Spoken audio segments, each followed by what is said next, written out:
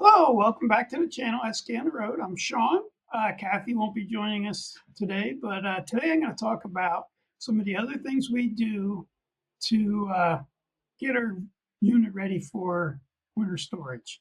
I know there's a lot of videos out there on the water system, but today we're going to talk about some of those other items we do uh, to have a successful storage and have the unit ready to go next spring. One of the first things we do, I know the water system, but we remove anything that could potentially freeze, whether it's a bottle of shampoo, liquid hand soap, um, anything like that, because it could break.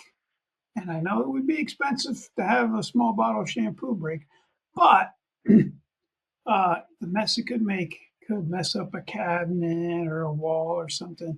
And I'd rather just not have to deal with that. So we try to get everything that could potentially freeze out of the unit. Here in Pennsylvania, we can get some good solid freezes.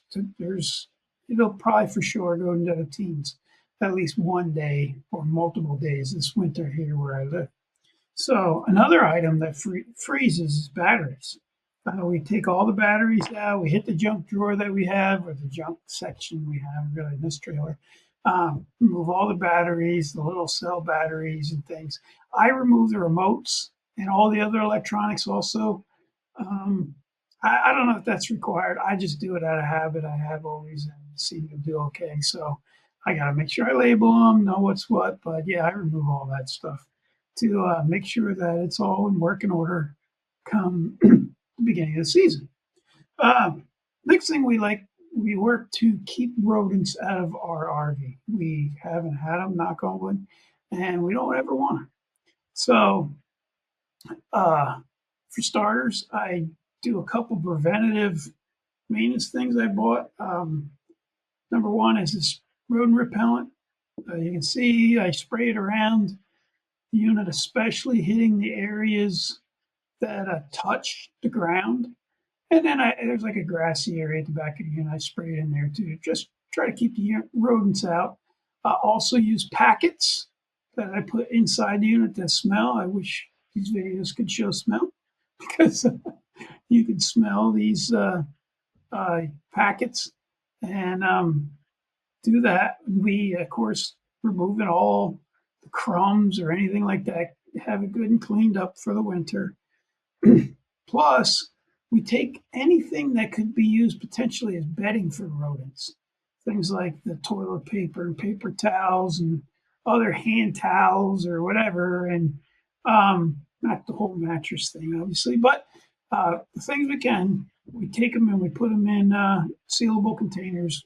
Although we leave that in the unit, we tend to seal them up so rodents can't get to them. Not that they never could, but that, that way they're sealed up and out of the way. Another thing, we also don't want any bugs. This is more for early fall, and then spring I do this.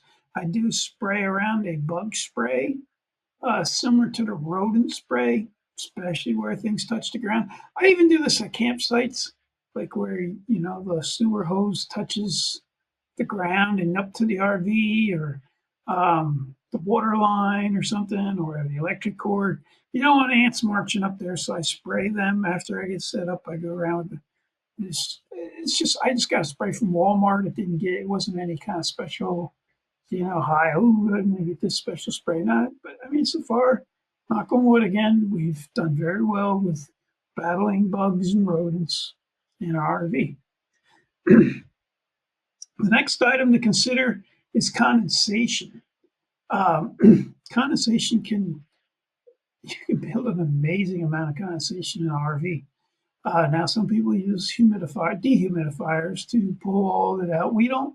Where we store RV, there's no electrical connection, so people often use damp rid. We did go down the damp rid road at first, but I found that condensation is when warm, moist air hits a cold surface, it'll form condensation. I found that if we crack the vents, I have two covered vents, crack them open a little bit, things equalize out. When we get to dry winter temperatures, it becomes dry inside the RV. You don't get the condensation. I also do this. I open cabinet doors to allow in each cabinet section same air, and that way there's no difference between the two airs, and you don't get the condensation. Now this camper we have now, I have one area that I'm not really able to do it. A little concerned about. The wardrobe slide comes in and it hits right up against the mattress. I'm not able to open it. Um, I don't know if you guys have a suggestion for that. Please leave it in the comments. I wish I could open it and leave it open. The fridge, obviously, you leave open, but it's not for the same reason. You just want that to be dry, and you don't want to have it um, build up mold or anything like that in the fridge. So we do leave the fridge cracked open. I always make sure I shut all this stuff before I'm going to move the trailer. I go around and make sure all the cabinets are shut, all the fridge is shut, and everything's buttoned up, ready for travel. So it's one of those things you have to remember when you are ready to move the unit. One other item I do is I lubricate or put a lubricant for the toilet seal in the toilet. I use this stuff here. It's just a matter of dumping a quarter bottle in. It says that that'll last for months and it's good to do in a time like this. And I do it also like between camping trips. If it's going to be sitting for a while, I put this in. It's like I don't want to say consistency. You just put it right in with the antifreeze, but it's like thicker, and it builds a little thing on the rubber. Um, those old Dometic seals used to be real easy to replace. You could replace one of those a couple minutes. Now this latest toilet, Thetford or whatever it is, however you say that. I'm sure I said it wrong. If you know how to say it in the comments. Well, I don't know how you say it in the comments, but anyway, um, yeah, they're a little harder to replace. I already bought one. I have one on hand because you always want to have your parts on hand. But yeah, I'd rather maintain it, keep the seal um, fresh, not dry rot it. That's what I use. So if you have anything else you do for winterizing that's not beyond the normal water winterizing and draining your hot water heater and all that kind of stuff, the normal stuff you see in all these videos, hey, drop it in the comments. Let me know. I may do it because believe me, it's easier to maintain something than to have to fix it.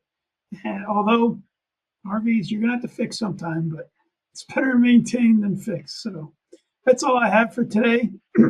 Hope you guys have a great day and God bless.